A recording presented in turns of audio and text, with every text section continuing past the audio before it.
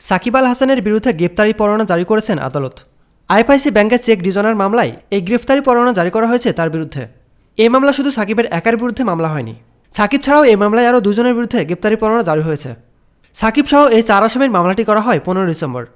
মামলার নথি থেকে জানা যায় তাদের বিরুদ্ধে 4,14,57,000 টাকার চেক প্রতারণার অভিযোগ আনা হয়েছে। অভিযুক্ত 4 জনকে 18 জানুয়ারি শনিবার আদালতে হাজির হতে বলা হয়।